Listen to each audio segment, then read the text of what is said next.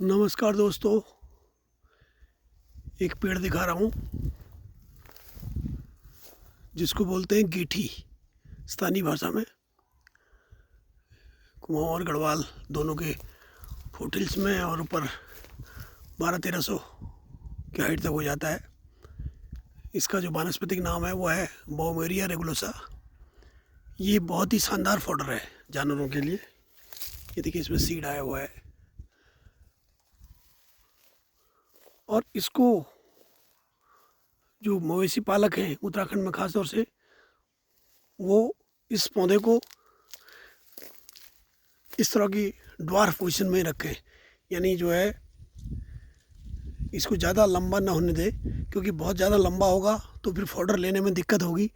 तो इसको जैसे ये पेड़ दिख रहा है, इसको 4 फीट 5 फीट पर पोलार्ड कर सकते हैं ताकि इसमें शाखाएँ ज़्यादा बढ़ें और जानवरों के लिए अधिक चारा उपलब्ध हो सके।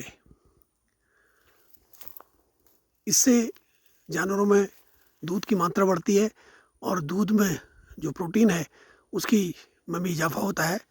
काफ़ी अच्छी गुणवत्ता आती है। और एक और इम्पोर्टेंट इसका है, इसकी जो छाल है, इस छाल में भी बहुत सारे औषधि गुण हैं।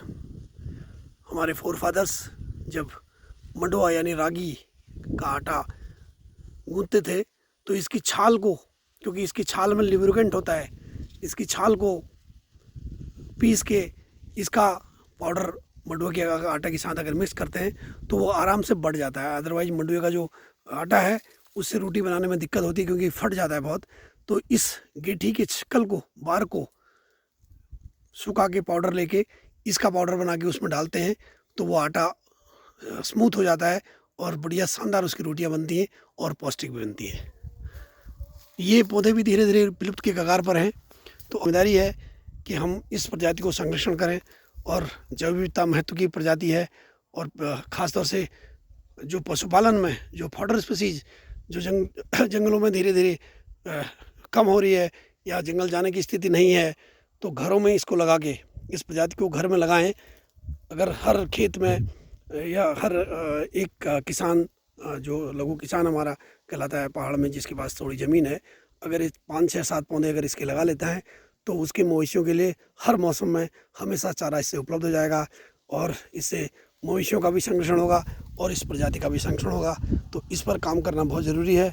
तो इसके लिए अगर कोई भी काश्तकार किसान किसी को कोई जानकारी लेना हो तो निश्चित तौर पर मुझे अगर सेवा का मौका देंगे तो मैं उनका ज्ञान वर्धन करूँगा।